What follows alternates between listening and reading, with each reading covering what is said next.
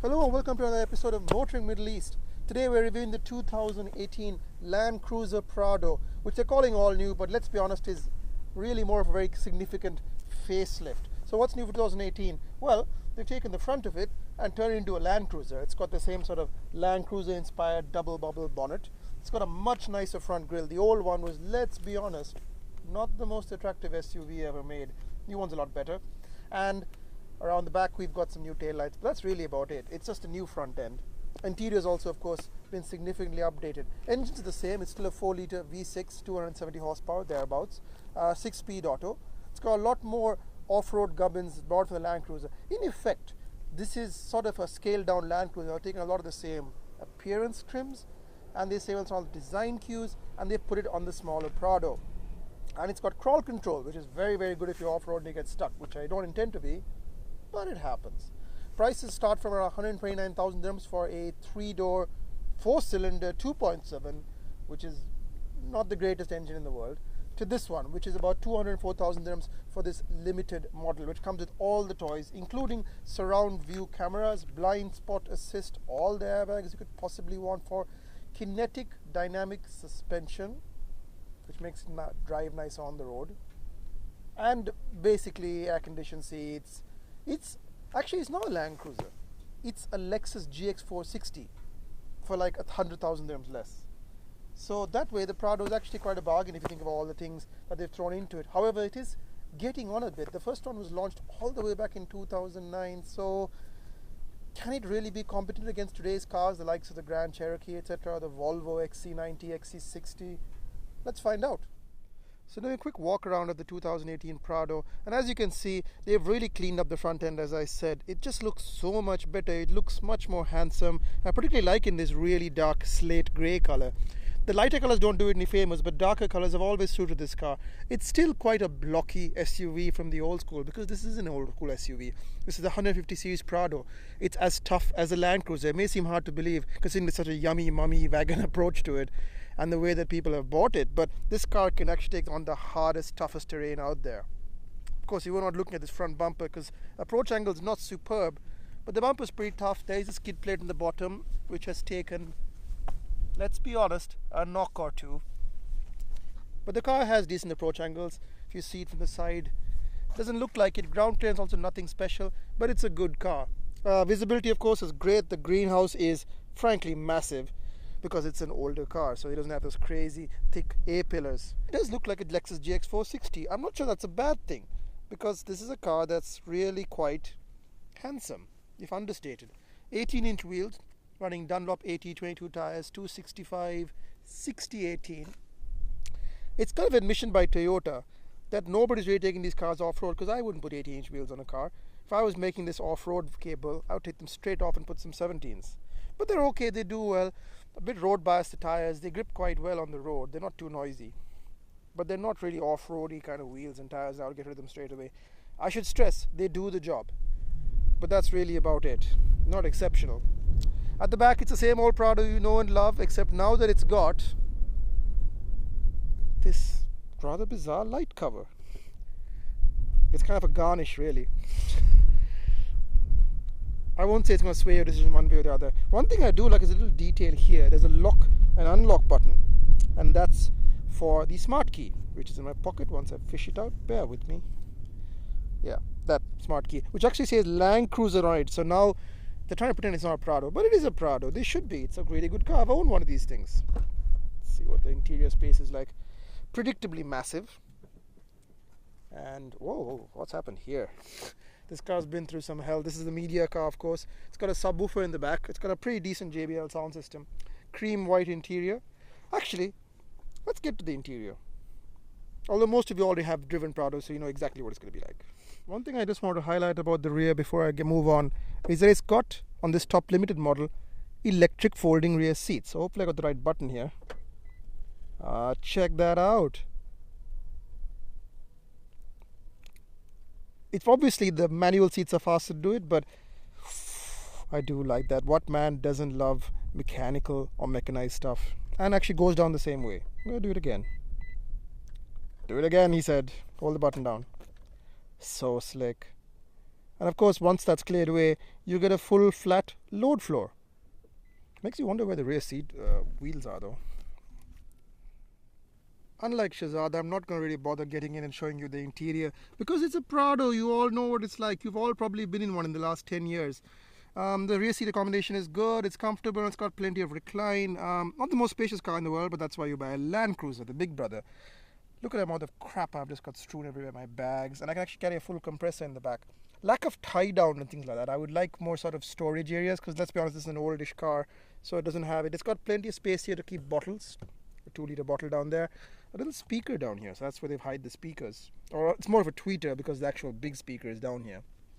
And in the back, we've got 12-watt sockets, but no USBs, and of course climate control. Door pockets and these rear seat entertainment systems, which I don't care about because I have no children. Curtain airbags all around.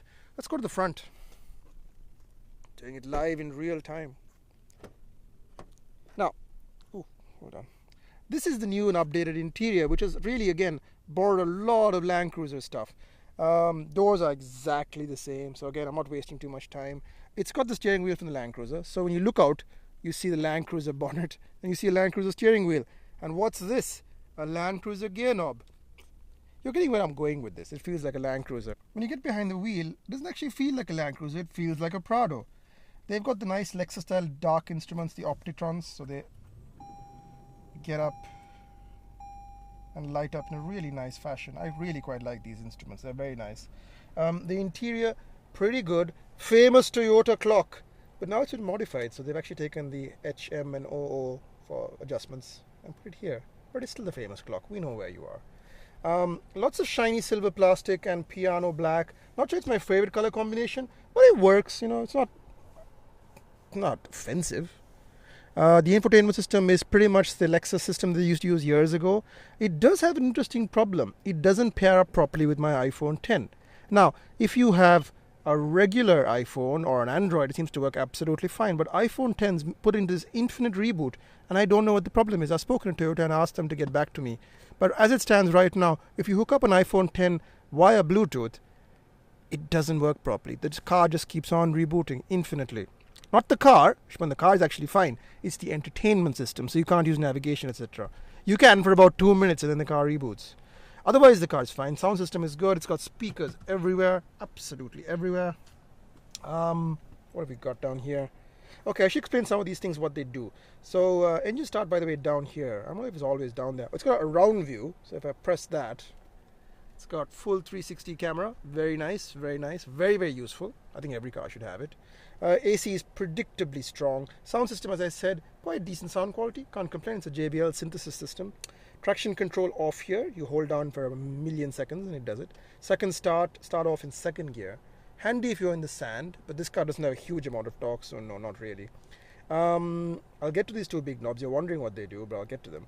This is multi-terrain select, which allows you to pick different modes for sand. It's a bit like the Land Rover system, but not as easy or intuitive to use, so I never use it. Crawl control, very, very useful. If you're ever in problems, pull out the crawl control. But you have to be in low range and drive for it to work. This is center diff lock, which splits the power 50-50 front and rear. If you're in the sand, use this. Press this button straight away. It'll make the car much, much more sure-footed. So this is the range select between high and low range. Really use high range most of the time, and I use this 6-speed gearbox. High first and second to do most things. If you're really, really stuck, you can use low range third. That's a hot tip. But again, you don't have a lot of speed you can get up to. You have a lot of torque. But for climbing big dunes, sometimes it's the only way. Because again, this car feels a bit on the heavy side.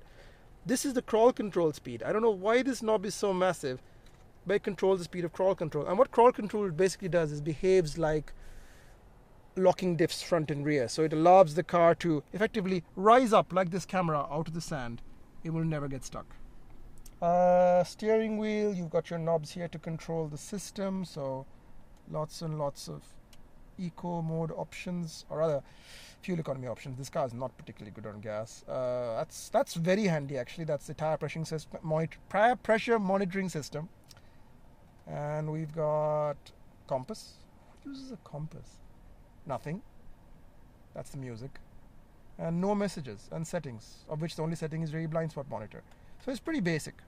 I like this system here. It allows you to basically control the music system. It's been around Toyotas for a while, but it's intuitive, you know.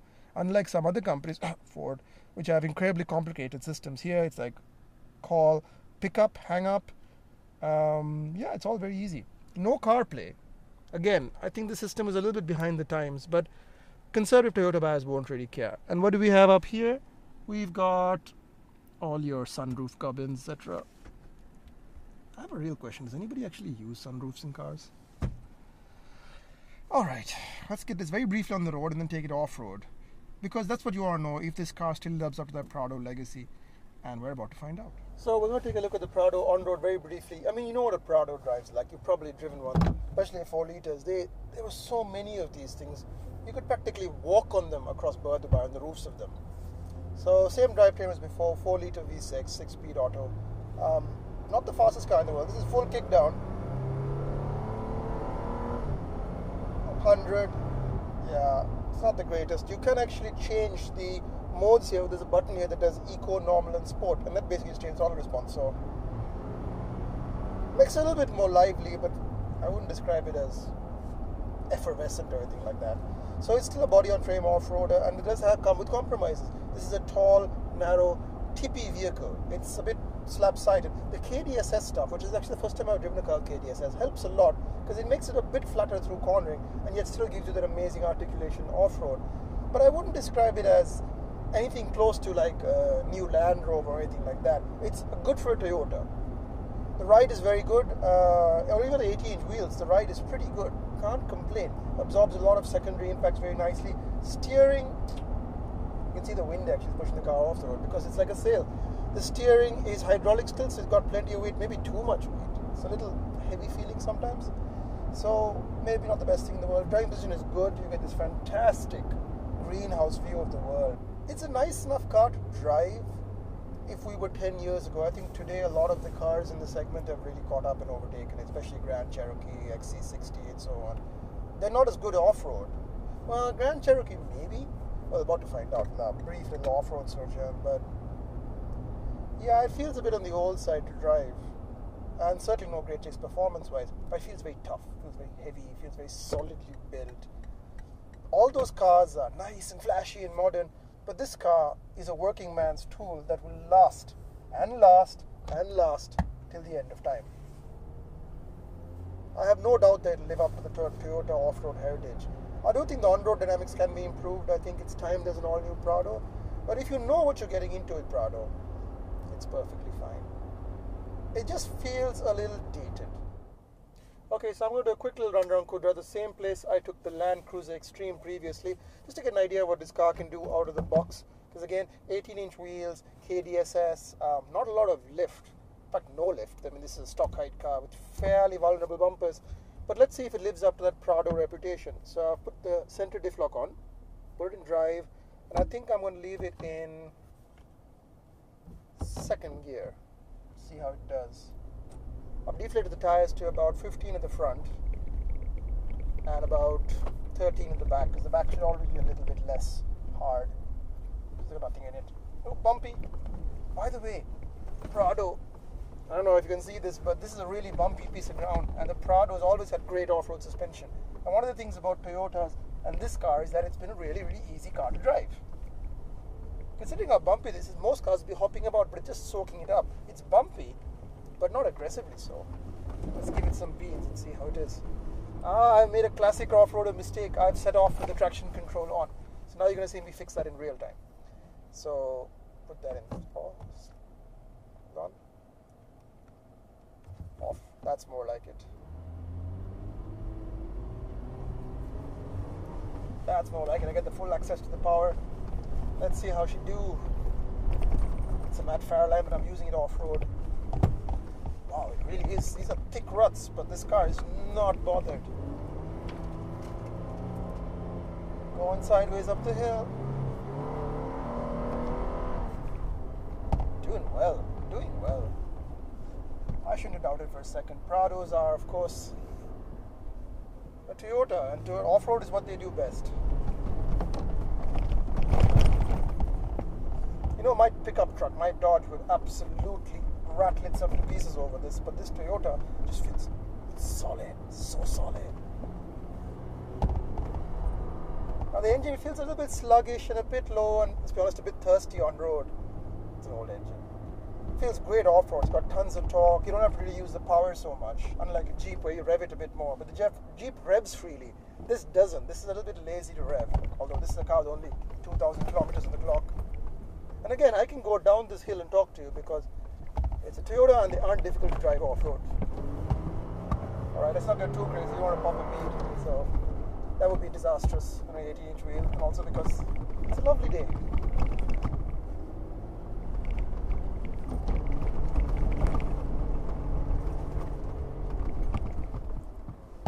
at that. Such an easy car to drive off-road. Let's go over this edge. Don't do it like that, but this car is tremendous, tremendously easy. Would I modify this car? Yeah, of course I would. Put bigger wheels on it, but not too much bigger. 17s and maybe a 275. 2-inch lift, of course. You know, your King, Fox, Icon's particularly good for Toyotas. A little bit of spring lift at the back. 2 inches. Maybe a sort of a low, high clearance bumper. But if you lift it, you're okay. Just going back this way that I came now. It grips so well. I mean, these are not off-roady tires. These are very much road tires, but they just do so well. Weakness as well. Being a Prado, the 4-liter is not blessed with huge amounts of power. So climbing big stuff, you'll want to stop in low range third. Occasionally, the ABS kicks in on downhill, which is not ideal. I went to Swaihan in this, which is like seriously difficult ground in a stock car.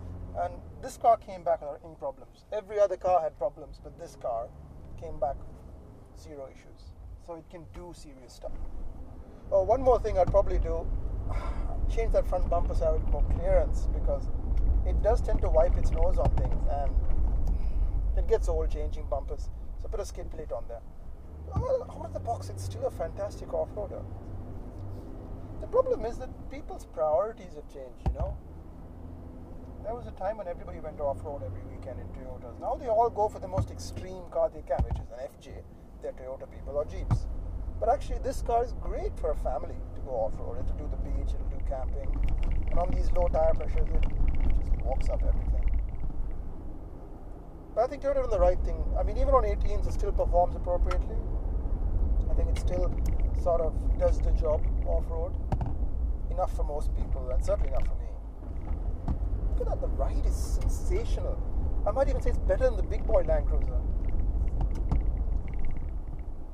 The next car will be a lot more road focused, I think, if there is a next car. The next Prado will obviously push more towards the road, but still keep sort of legendary off-road ability. This 4-wheel drive system just keeps pulling you through the sand. I've been driving in sport manual, but actually I can just leave it in automatic and it does the job.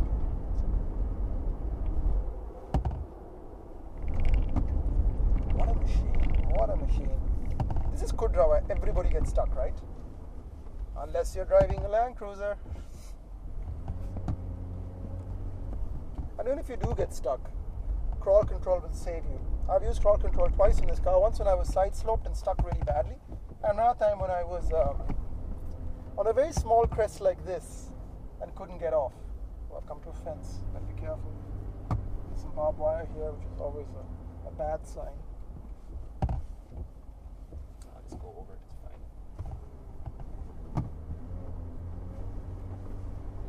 You know, I used to really like manuals for off-roading. Those days are gone. Automatics are the way to go off-road. Absolutely. Just don't have to think about it. You just point the car and shoot. This feels a good place I need to stop. Well, I hope you've enjoyed that. Basically, if I sum up the Prado, on-road definitely feeling its age a bit, but it's a Prado. You know what you're expecting with these cars. And it's not, again, it's not a full change. It's a facelift. Interior is a lot nicer. My big problems with the car, they fixed. It used to be hideous. Now it's not. And the interior felt old. Now it isn't. Still the same great car. It's very, very reliable, very, very durable, and it'll last forever. And I have a few tech toys. I would like a few more tech toys. I would like CarPlay and these kinds of things. But that's really waiting for a full comprehensive update. In the meantime, I like to think of this car as the Lexus GX460 that you should buy instead of the GX460, because this car at 204,000 dirhams seems like a lot, but that's entry Land Cruiser money, and this is fully loaded. It makes the Lexus feel overpriced. How's that for a conclusion? Thanks for watching. Thanks for following us, subscribing, liking and commenting, and if you haven't done that, start doing it. I'm Imtishan. This is Motoring Middle East. See you next time.